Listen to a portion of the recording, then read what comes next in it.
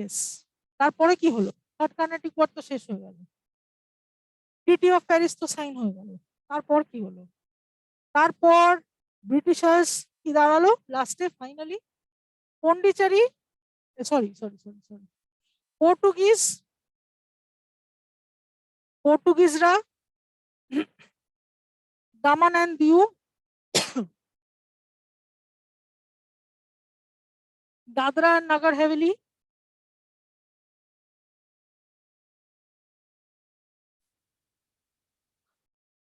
গোয়া, এই জায়গাগুলোতে কোণঠাসা হয়ে গেল। পাঁচটা ফরেন পাওয়ারের কি হলো আমরা পরিণতিটা দেখি শেষে। পর্তুগিজদের এই পরিণতি হলো। ফ্রেঞ্চদের কি হলো? ফ্রেঞ্চরা চন্দননগর,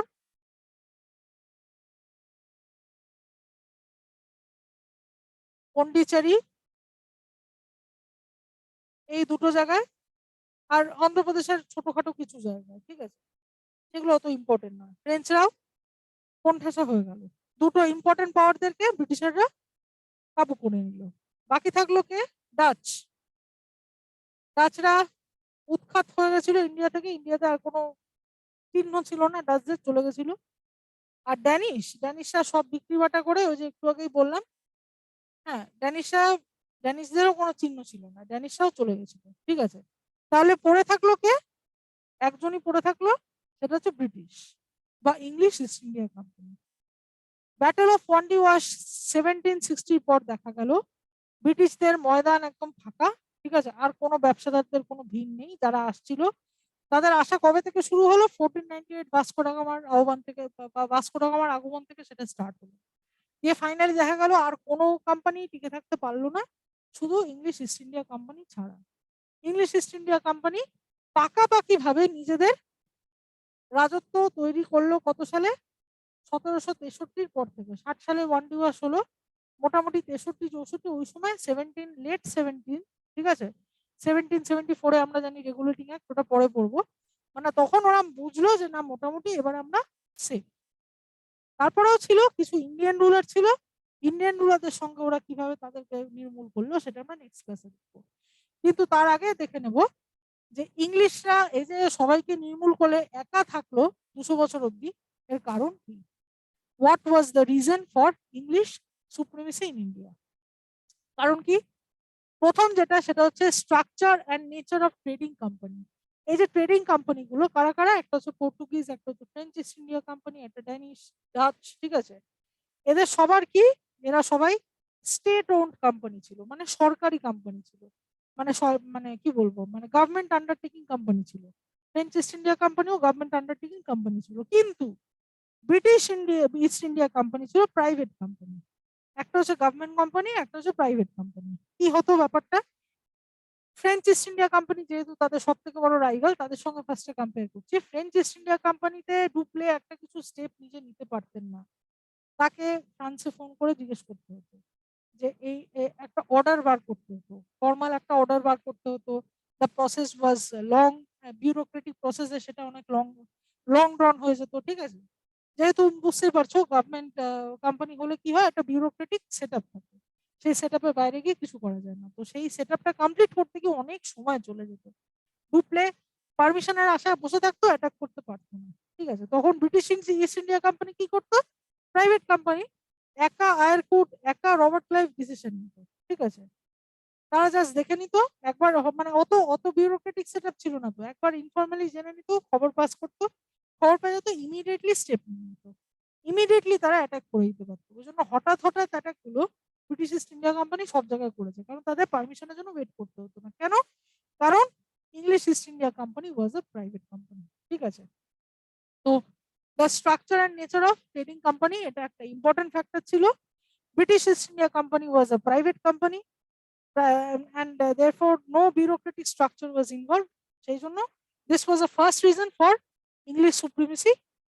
নেক্সট রিজন হচ্ছে নেভাল সুপিরিয়রিটি। তার মানে কি, ওরা ব্যবসা, অন্যান্য ব্যবসা একদিকে ছিল, কিন্তু জাহাজের ব্যবসায় বেশ উন্নতি করতে পেরেছিল। পর্তুগিজরা প্রথম 200 বছরে যেটা করেছিল, পরের 200 বছরে পুরো অ্যারাবিয়ান সি কন্ট্রোল, পুরো বে অফ বেঙ্গল কন্ট্রোল কারা করতে পেরেছিল? ব্রিটিশরা, ঠিক আছে।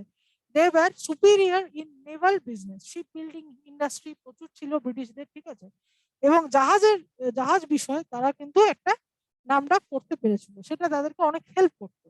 লন্ডন থেকে আসা যাওয়া, এখনকার মতো তো আর টেলিকমিউনিকেশন এত স্ট্রং ছিল না, লন্ডন থেকে আসা যাওয়ায় তাদের কিন্তু সুপিরিয়র নেভাল মিনস কিন্তু অনেক হেল্প করেছিল, ঠিক আছে। নেক্সট হচ্ছে industrial revolution. This was a very important fact in British east India কোম্পানির ক্ষেত্রে। ইন্ডাস্ট্রিয়াল রেভলিউশনে কি হতো, লন্ডনে বিভিন্ন মেশিন তৈরি হতো, সেই মেশিনে বিভিন্ন মানে ফ্যাক্টরি মেড গুডস তৈরি হতো। আমরা ইন্ডিয়ানরা কি করতাম, আমরা হ্যান্ডমেড গুডস বা স্মল কটেজ ইন্ডাস্ট্রি নির্ভরশীল ছিলাম, আমাদের সেইভাবে মেশিন কখনো আসেনি। কিন্তু আমাদের কি ছিল, র মেটেরিয়াল ছিল, ইন্ডিয়া থেকে র মেটেরিয়াল গুলো নিয়ে লন্ডনে গিয়ে তারা মেশিনের তৈরি জিনিসপত্র এনে আবার ইন্ডিয়ান মার্কেটে বিক্রি করতো চড়া দামে। হ্যাঁ, এবং প্রচুর প্রফিট ইনকাম করেছে, 100 বছর তারা এই করেছে, ঠিক আছে। তো ইন্ডাস্ট্রিয়াল রেভলিউশন যদি ব্রিটিশদের না থাকতো, তাহলে তারা এত ব্যবসা বাণিজ্য করে এত প্রফিট তো ইনকাম করতে পারতো না। তো তাদের এই যে বিপুল অর্থ সঞ্চয় বা বিপুল অর্থ উপার্জন যেটা হয়েছে, তার জন্য মেন কারণ হচ্ছে ইন্ডাস্ট্রিয়াল রেভলিউশন, ঠিক আছে। ইন্ডাস্ট্রিয়াল রেভলিউশন, নেভাল সুপ্রিমেসি, তারা জাহাজে করে নিয়ে আসতে পারতো সেই প্রোডাক্টটাকে, ঠিক আছে, তৈরি করার পর এই কারণগুলো কিন্তু ব্রিটিশারদেরকে এস্টাবলিশ হতে অনেক হেল্প করেছে, ঠিক আছে। নেক্সট হচ্ছে মিলিটারি স্কিল অ্যান্ড ডিসিপ্লিন, ঠিক আছে। অবভিয়াসলি ডিসিপ্লিন তো ছিলই, হ্যাঁ, এবং মিলিটারি সেট আপ ছিল প্রপার একটা হায়ারার্কিতে, ওদের কিন্তু সাজানো ছিল, সেই হায়ারার্কির বাইরে কিন্তু যাওয়া যেত না, এবং সেখানে কিন্তু খুব ডিসিপ্লিন রাখা হতো, মানে বলা হয় না সেই সাহেবের মতো ডিসিপ্লিন, মানে ব্রিটিশার্সরা ইন নেচারই খুব ডিসিপ্লিন হয়। So that was their secret of success, ঠিক আছে। স্টেবল গভর্নমেন্ট, অবভিয়াসলি ইউকেতে কি ছিল তখন, একটা স্টেবল গভর্নমেন্ট ছিল, ঠিক আছে। ব্রিটিশ ইস্ট ইন্ডিয়া কোম্পানি একটা স্টেবল গভর্নমেন্ট সঙ্গে ছিল, তারা তাদের পলিসি ডিসিশনে অনড় থাকবে, একরকম থাকবে, তো সেটা অনেকটা হেল্প করেছিল। যদি বারবার গভর্নমেন্ট চেঞ্জ হতো তাহলে কিন্তু একটা ইনস্টেবিলিটি দেখা যেত। মানে আমি লন্ডনের গভর্নমেন্টের কথা বলছি, লন্ডন পার্লামেন্টে তখন কিন্তু একটাই গভর্নমেন্ট ছিল, সেটা অনেকটা হেল্প করেছে, স্টেবল গভর্নমেন্ট ছিল। লেসার জিল ফর রিলিজিয়ান, ধর্ম ধর্ম ধর্ম ধর্ম ধর্ম সেরকম কিছু নেই, ঠিক আছে। তারা মানুষের ক্যালিবার অনুযায়ী তাদেরকে কাজ দিত, তাদের সোলজার্সের মধ্যে কে কোন ধর্মে এইসব ব্যাপার ছিল না, ধর্ম নিয়ে তাদের মাথা ব্যথাটা একটু কম ছিল, সেজন্য কাজে কনসেন্ট্রেট করতে পেরেছিল, এবং সেটা তাদের উন্নতির একটা কারণও দাঁড়িয়েছিল। ইন্ডিয়ানসদের ক্ষেত্রে বা ফ্রেঞ্চদের ক্ষেত্রে, ফ্রেঞ্চরাও খুব ধর্মভীরু হয়, ফ্রেঞ্চদের ক্ষেত্রে সেটা অনেক সময় বাধা তৈরি করেছিল, বাট ওদের কাছে সেটা কোনো বাধা ছিল না। ইউজ অফ ডেট মার্কেট মানে কি,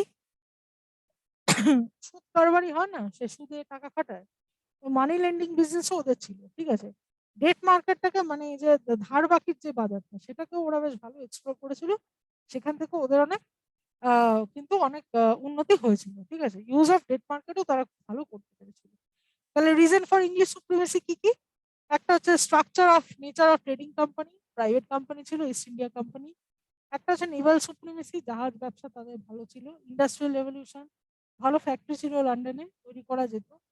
মিলিটারি স্কিল ডিসিপ্লিন তাদের ছিলই, স্টেবল গভর্নমেন্ট ছিল লন্ডনে, এবং ধর্ম নিয়ে অত মাথা ব্যথা ছিল না, এবং ডেট মার্কেটের ইউজও তারা করেছিল। This are the few factors যার জন্য ভারতীয় বিভিন্ন রাজাকে এবং ব্রিটিশ নানান কোম্পানিকে তারা পরাজয় করে আগামী 200 বছর ভারতবর্ষে টিকে ছিল।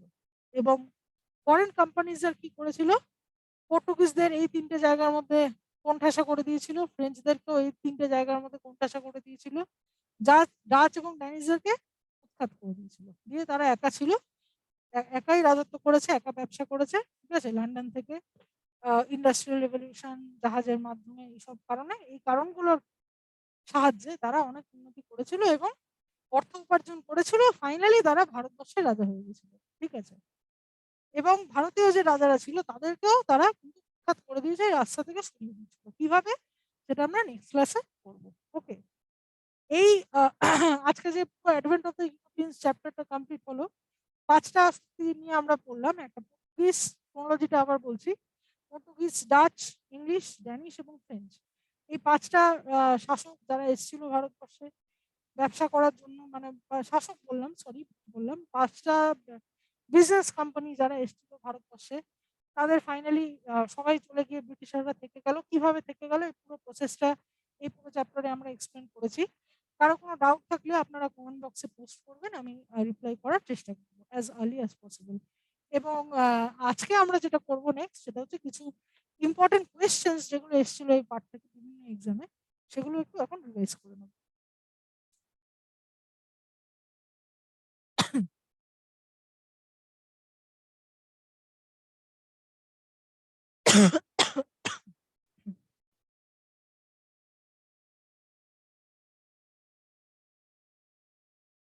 The trading centres of Danes was at, ঠিক আছে, এই যে ডেন্সদেরকে নিয়ে কয়েকটা লাইন আমাদের পড়তে হলো, বেশি ইম্পর্টেন্স দিয়ে আসে না কোয়েশ্চেন, কিন্তু কয়েকটা ইম্পর্টেন্ট কোয়েশ্চেন আসে। সেগুলো হচ্ছে এই ট্রেডিং সেন্টার কোথায় ছিল ডেন্সদের, মানে হেডকোয়ার্টার কোথায় ছিল? শ্রীরামপুর। একটু আগে আমরা দেখলাম শ্রীরামপুরে প্রচুর ড্যানিশ চার্চ আছে, ঠিক আছে। Answer is Serampore, D. Next question, who was the emperor of India when English East India Company was found? English East India Company যখন ফাউন্ড, ঠিক আছে, ফাউন্ডেশন যখন হয়েছিল তখন ভারতের এম্পারার কে ছিল? এটা ডব্লিউবিসিএস প্রিলিমস আসা কোয়েশ্চেন, কিন্তু খুব ট্রিকি। কেন ট্রিকি? কারণ এখানে ফাউন্ড বলেছে, মানে ইংলিশ ইস্ট ইন্ডিয়া কোম্পানি কবে প্রতিষ্ঠিত হয়েছে, দুটো সাল কিন্তু আলাদা। 1600 সালে কিন্তু ইংলিশ ইস্ট ইন্ডিয়া কোম্পানি প্রতিষ্ঠিত হয়েছে, ঠিক আছে। কিন্তু তারা পারমিশন চাইতে আসে ক্যাপ্টেন উইলিয়াম হকিন্স, সেটা হচ্ছে 1608 সালে। 1600 সালে কে ছিল ভারতের রাজা? 1600 সালে কে ছিল? 1600 সালে ছিল আকবর। আকবরের রাজত্বকাল কতদিন ছিল? 1605 অব্দি, ঠিক আছে। মুঘল এম্পায়ারের স্লাইডে গেলে আপনারা দেখতে পাবেন আমি এই বিষয়ে আলোচনা করেছি, আকবরের পার্ট আমাদের অলরেডি কমপ্লিট করা হয়ে গেছে। আকবরের রাজত্ব ছিল 1605 অব্দি, তার মানে যদি আমরা ফাউন্ডেশনের ডেটটা ধরি 1600 সাল, তাহলে উত্তর হবে আকবর। যদি 1608 ধরি তাহলে হবে জাহাঙ্গীর, ঠিক আছে। এবার এখানে কি বলছে, who was the emperor of India when English East India Company was found? Foundation তো হয়েছিল 1600 সালে, তাহলে আনসার কি হবে? আকবর। ওকে। আর যদি বলা হতো who was the emperor of India when English East India Company was established? দুটো ভাষার পরিবর্তন, হ্যাঁ। এস্টাবলিশড বললে হতো জাহাঙ্গীর, কেন না উইলিয়াম হকিন্সের ফার্মান নিয়ে এস্টাবলিশড হয়েছে জাহাঙ্গীরের সময়। কিন্তু ফাউন্ডেশন কবে হয়েছে ইংলিশ ইস্ট ইন্ডিয়া কোম্পানি? 1600 সালে কুইন্স চার্টারের সাথে। তখন কে ছিল রাজা? Akbar. Answer is Akbar. PSC কিন্তু আকবর উত্তর নিয়েছিল, কেন না এখানে ফাউন্ড বলেছে বলে। এখানে এস্টাবলিশড বললে কিন্তু জাহাঙ্গীর আনসার হতো। এই জায়গাটা খেয়াল রাখতে হবে, ইম্পর্টেন্ট বাট ট্রিকি কোয়েশ্চেন, ঠিক আছে। নেক্সট কোয়েশ্চেনে যাচ্ছি।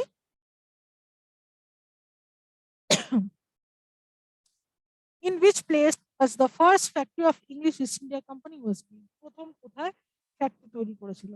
একটা ট্রিক মনে রাখবে, সেটা হচ্ছে পর্তুগিজরা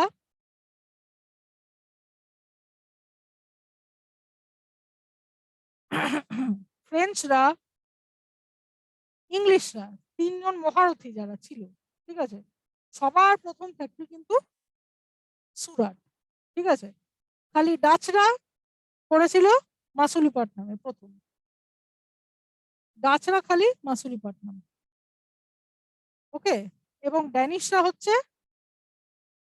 ভ্যাঙ্কুভার, তামিলনাড়ু, ঠিক আছে। এরা দুজন স্বতন্ত্র আলাদা। এই তিনজন যে বড় ভাই, মেজো ভাই, ছোট ভাই, পর্তুগিজ, ফ্রেঞ্চ, ইংলিশ, সবার ফার্স্ট ফ্যাক্টরি হচ্ছে সুরাট। তাই জন্য এখানে যখন কোয়েশ্চেন করলো which place was the first factory of English East India Company, obviously answer কি হবে? সুরাট, ঠিক আছে। এটা খুব ইম্পর্টেন্ট প্রশ্ন। আইবিপিএস পিওতে লেটেস্ট এই কোশ্চেনটা করা হয়েছিল যে ফার্স্ট ফ্যাক্টরি কোথায়, এটা সুরাট, এটা মনে রাখতে হবে, ঠিক আছে। বহু পরীক্ষায় বহুবার জিজ্ঞেস করে একটা প্রশ্ন। which city was handed over to the British by the Portuguese? কোন শহরকে পর্তুগিজরা ব্রিটিশদের হাতে তুলে দিচ্ছিল? এটা আনসার হবে বোম্বে, হ্যাঁ। কত সালে? 1687, ঠিক আছে। কেন? ওই যে পর্তুগিজ তখন যিনি ছিলেন বোম্বের রাজা, তার বোনের ম্যারেজে অ্যাজ আ ডাউরি বোম্বেকে গিফট করা হয়েছিল ইংলিশদের, ঠিক আছে। এটা ডাউরি হিসাবে বোম্বেকে পর্তুগিজরা ইংলিশদেরকে গিফট করেছিল, ঠিক আছে। বম্বে সিটিটাকে, বম্বে আইল্যান্ডটাকে দিয়েছিল। সো নেক্সট কোয়েশ্চেনে যাচ্ছি।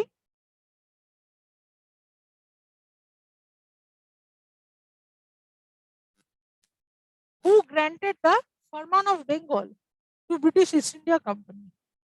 বেঙ্গলের ফরমান ব্রিটিশ ইস্ট ইন্ডিয়া কোম্পানিকে কে দিয়েছিল? এবার এটা একটা কন্ট্রোভার্সি আছে, অনেক জায়গায় বলা হয় শাহ আলম এবং অনেক জায়গায় বলা হয় ফারুক সিয়ার, কিন্তু দুটো জিনিস অপশনে একসাথে থাকে না, সেজন্য যে কোনো একটা উত্তর হবে। আমরা চ্যাপ্টারে পড়লাম শাহ আলম, মানে শাহ আলমকে অফিসিয়ালি জিজ্ঞেস করেছিল এবং মুর্শিদ কুলি খানকে অরিজিনালি কনফিডেন্সে নিয়ে নিয়েছিল। মুর্শিদ কুলি খান ওয়াজ দ্য লোকাল রুলার, মানে রুলার অফ বেঙ্গল, তাই তো? তো এখানে ওনার নাম হচ্ছে না, এখানে বলছে ফারমান অফ বেঙ্গল ফর্মালি কে দিয়েছিল? আনসার হবে ফারুক সিয়ার। ঠিক আছে, ফারুক সিয়ার ফর্মালি ফারমান অফ বেঙ্গল ব্রিটিশদেরকে দিয়েছিল। ঠিক আছে। In which year did British east India company established fort William? এটা বলতে ভুলে গেছিলাম আমি স্লাইডে, তাই আমি পরে আবার বলে দিয়েছিলাম। ফোর্ট উইলিয়াম কত সালে তৈরি হয়েছিল? Answer is 1700। ঠিক আছে। ফোর্ট সেন্ট জর্জ কত সালে তৈরি হয়েছিল সেটাও কিন্তু আমরা বলেছি। ফোর্ট সেন্ট জর্জ তৈরি হয়েছিল 1639। ঠিক আছে। ফোর্ট সেন্ট জর্জ ছিল প্রথম ফোর্ট সেন্ট জর্জ, এটাও কিন্তু প্রশ্ন আসে, এবং সেকেন্ড ছিল ফোর্ট উইলিয়াম 1700 সালে। ঠিক আছে, এগুলো সব রিলেটেড এমসিকিউ, একসাথে মনে রাখতে হবে। কোনো ডাউট থাকলে তলায় কমেন্ট বক্সে পোস্ট করবেন। নেক্সট স্লাইডে যাচ্ছি।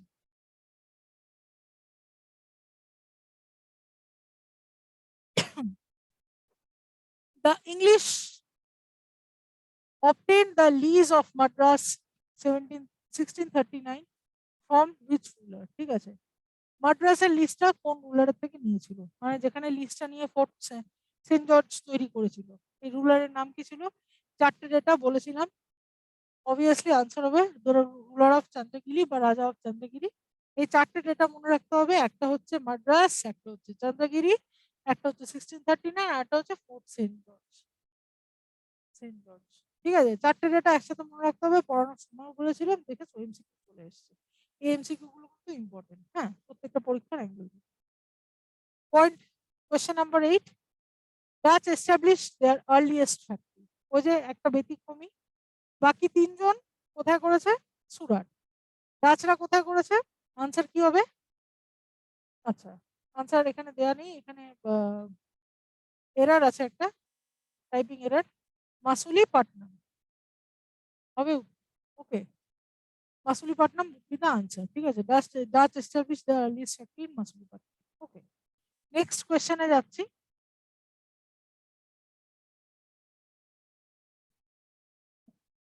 The French East India Company was founded by, French East India কোম্পানিকে কে ফাউন্ডেশন করেছিল? আনসার হচ্ছে কোলবার্ট। কত সালে? সালটা মনে রাখতে হবে, 1664। ওকে, ইম্পর্টেন্ট এটা। Last question, Pondicherry was founded by, Pondicherry foundation কে করেছিল? Adil Shahi, Shaista Khan, sultan of Golconda, none of the above. কি হবে উত্তর? এটার উত্তর হবে নান অফ দ্য অ্যাবভ। কেন? পন্ডিচেরি ফাউন্ডার কে ছিল? ফ্র্যাঙ্কোইস মার্টিন। ঠিক আছে, sorry sorry sorry, Francois Caron. Francois Caron was the founder of Pondicherry. Francois Caron. Caron, C, হ্যাঁ, মার্টিন নয়, আমিও কনফিউজ হয়ে গেছিলাম এখানে, কনফিউজ হওয়া খুব কমন, হবে না।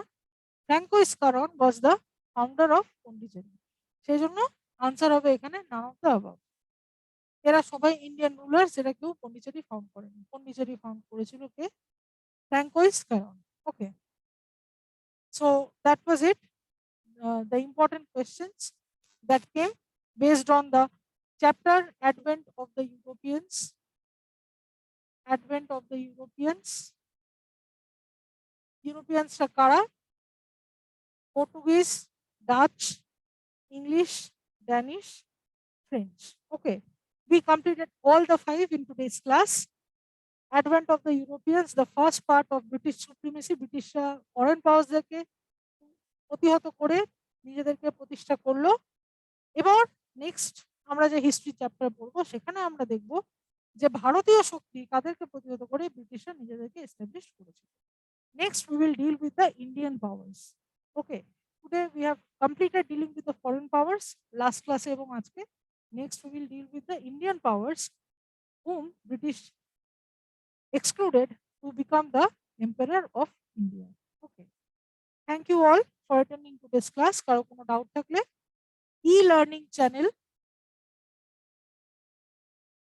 হ্যাঁ ই-লার্নিং চ্যানেল ওয়েস্ট বেঙ্গল, আমি তাও একবার বলে দিলাম। এখানে যে কমেন্ট বক্স সেখানে কমেন্ট করে দেবেন।